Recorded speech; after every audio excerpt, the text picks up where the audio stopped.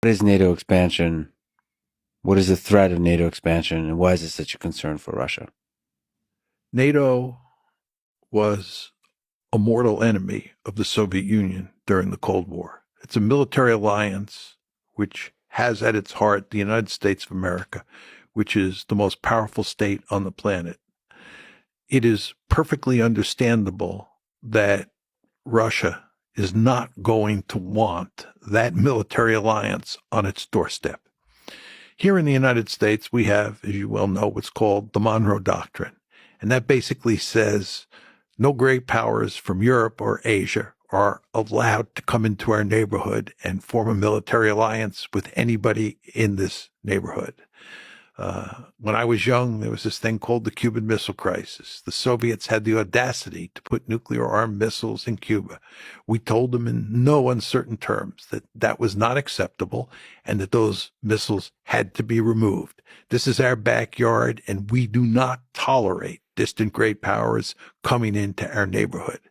Well, what's good for the goose is good for the gander. And if we don't like great powers coming into our neighborhood, it's hardly surprising that the Russians did not want NATO on their doorstep.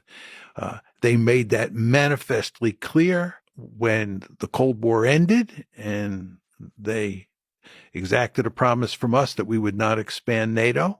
And then when we started expanding NATO, they made it clear after the first tranche in 1999 that they were profoundly unhappy with that.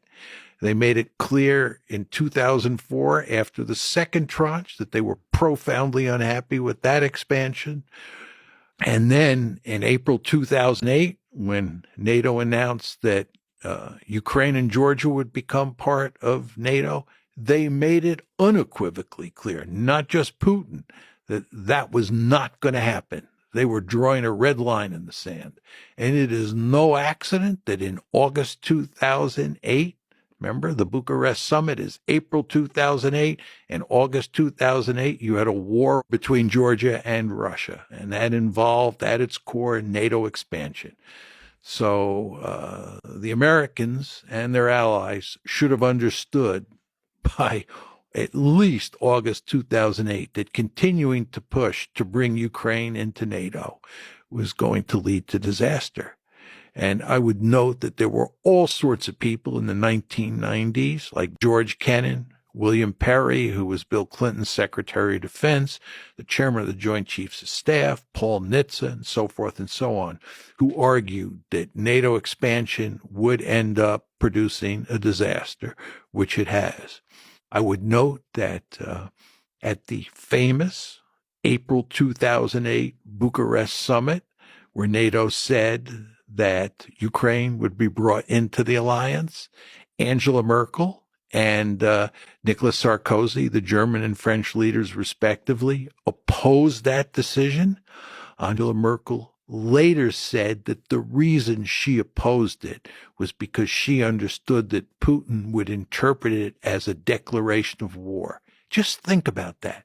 Merkel is telling you that she opposed NATO expansion into Ukraine because she understood correctly that Putin would see it as a declaration of war.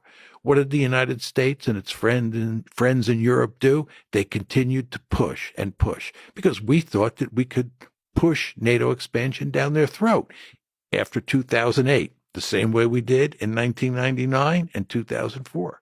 But we were wrong, and it all blew up in our face in 2014. And when it blew up in our face in 2014, what did we do? Did we back off and say, well, maybe the Russians have some legitimate security interests? No, that's not the way we operate. We continued to double down. And the end result is that in 2022, you got a war. And as I've argued for a long time now, we, the West, are principally responsible for that, not Vladimir Putin.